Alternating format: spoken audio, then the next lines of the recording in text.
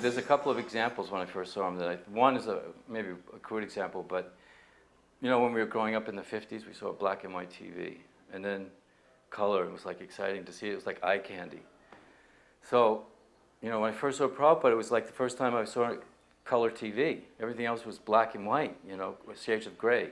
But another example I think that's a little more appropriate is that I really feel it was the first time I saw reality, because Prabhupada actually knew who he was, and he was the only person that I knew who was in reality. He knew who God was, he knew why I was here, and he knew what his purpose was, what his, I had taken some courses in college in theater and drama, and so there was always this discussion about your inner monologue, and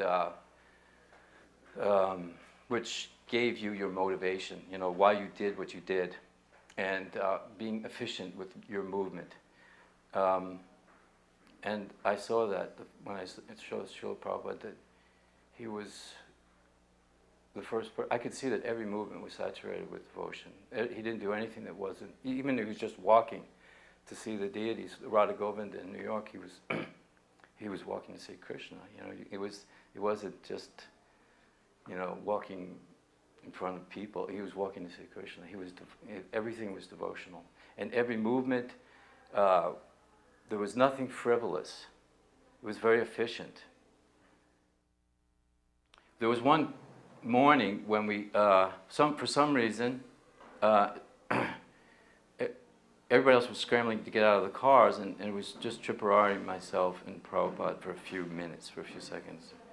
And first Prabhupada, some ducks were quacking. I'm just telling you this, I don't know. There were ducks quacking, and Prabhupada turned to us and said, "We must save these mudhas." The quacking of the materialist. And then Tripurari said, "Srila Prabhupada, is it true that the spiritual master will come back if the disciple falls down?" Prabhupada said, "Yes, but don't take advantage." That was pretty clear. So Prabhupada pointed to the skyline with his cane, and he said, "You see this city? Not just this city, but all cities. Very soon they will collapse." And he said, and then Prabhupada asked us, "Do you know why?" And Tamal Krishna immediately, there was maybe a hesitation, not everyone was wondering, but Tamal Krishna pretty quickly said, "Because they don't know how to grow food." I think everybody else was searching for some esoteric reason, and he gave a practical reason, and Prabhupada said yes. Which is the import of the whole purpose of our farm communities, which we still, still are trying to, grasp. Another question I remember was Tripurari. There had been this discussion that about by shaking the hands of the karmis when distributing books, that you're getting karma or something. And Tripurari mentioned it to Prabhupada, and Prabhupada said, "I hope not."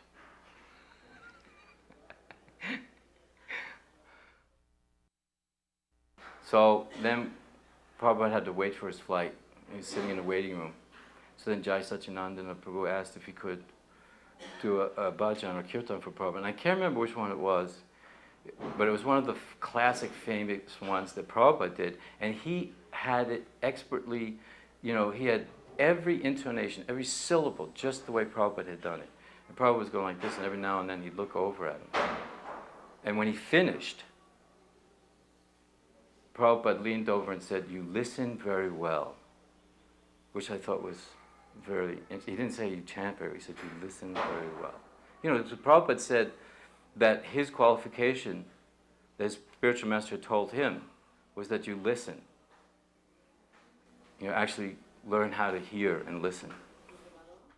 I had just become temple president in 1976. Bhagavad-gita was now a GBC, so I became the temple president. So I'd always been used to being like, having an older godbrother there, and I just felt like I had risen to my level of incompetence, as you say. And I was thinking, why is everybody going to stay because of me, And I just felt alone, like I needed some older godbrother's guidance. So I was meditating like that for a couple of months, and then I was going to have a chance to, go see Srila Prabhupada for the Rath Yatra in Manhattan, in New York. And so I was going to get up the nerve and just say, look, Srila Prabhupada, I'm really honored by this opportunity to serve as a but I think maybe think about someone else. I don't know if I'm competent or ready. And I was thinking like that. I feel like I was feeling alone. I kept thinking like that over and over again. So I go to his room, I get to go in, I pay my obeisances, I look up, and Srila Prabhupada was already engaged in conversation, so I don't know what happened before. But all I know is, I'm thinking, this is what I want to say, Prabhupada looks right at me and says, one thing is, even though I was in a foreign country, and I didn't know anyone, I never felt alone. He was saying it with such compassion, it was just like, and I was like, how did you know? I mean, he said, as long as I was following my spiritual master's instructions, I knew he was in my heart. It was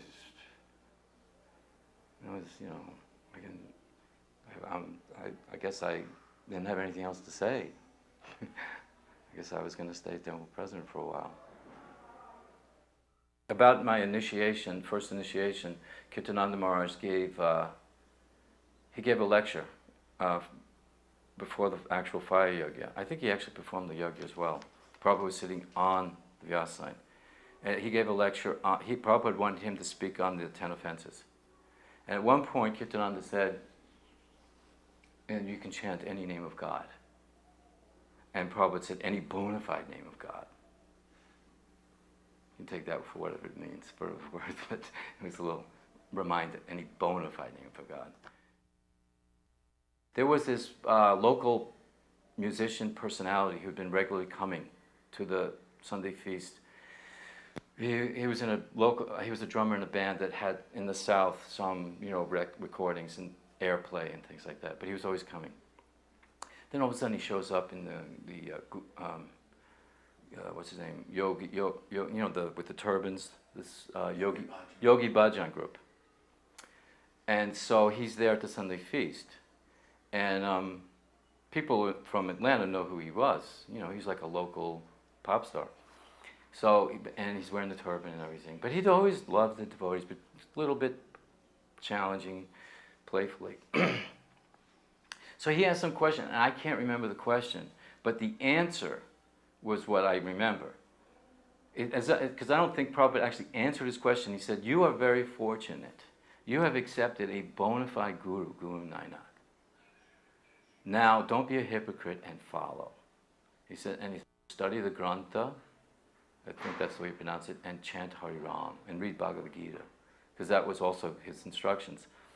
And this is the same instruction that Prabhupada would give to Christians. And that in that Sunday Feast lecture, there was one of the devotees' father was there with his girlfriend. They were very challenging about Christianity. And Prabhupada just, he said basically the same thing, that we accept Lord Jesus Christ as our guru. And he said, so you should follow your guru. And they said they did. And he said, do you eat meat? Yes, you should follow the 10 Commandments. And they said they did. And I said, well, what about thou shalt not kill? I said, we don't kill. Well, what about, do you eat meat? And it was, Prabhupada handled them very well. I kept thinking at that point, it's like Prabhupada had said, I can speak like this because I'm an old man. He was very, but you cannot, maybe sometimes.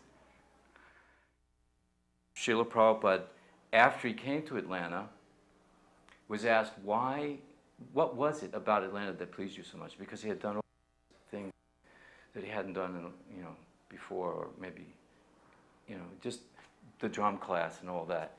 And he was definitely very pleased. Everyone could see it. And Prabhupada's response was, when I saw how all the devotees were cooperating together to please me, that's what pleased me. And so to me, because like Prabhupada, the famous instruction that Prabhupada said, in his last days, your test for your love for me will be, how you cooperate. So I think if we can reflect on those past, for me, those 3 days was a time, because like for one instance, that was a time in our movement. Of course, we didn't have the other issues that we have now, but there was the Radha Damodar book distribution, Brahmachari, Sannyas versus Grahastha. So they were all there, and as a matter of fact, I believe Tamal Krishna introduced each brahmachari to Srila Prabhupada for the first time up in his room. It was very sweet. But during the Sunday Feast lecture, one of the brahmacharis in the question and answer period asked Srila Prabhupada, what pleases you the most? And this was like, there was this hush, a pregnant pause. This was it. Everyone was waiting. And Prabhupada he's like sort of chuckled, he just, if you love Krishna, if you chant Hare Krishna. And it was just, I still get goosebumps thinking about that one, Srila Prabhupada, gave the instruction that after we did the plays, he said, you should do more of these plays on that same standard. That will do good for you and for all who see. That standard was, I took it to mean that, one, it was directly from his books. I don't see anything wrong with anecdotal that are also from his analogies, those types of, but this was a pastime directly from his books, and it was well rehearsed. So for all those temple presidents out there, they need to be rehearsed. The spontaneous plays. Prabhupada himself said that he was in a play that was rehearsed, I think, if I remember correctly, was 1 year that they rehearsed it. This one was not 1 year, but we rehearsed almost every day for several weeks. And we did a dress rehearsal the week before. So that's what I think the same standard means. Je anilo premadana koruna prachu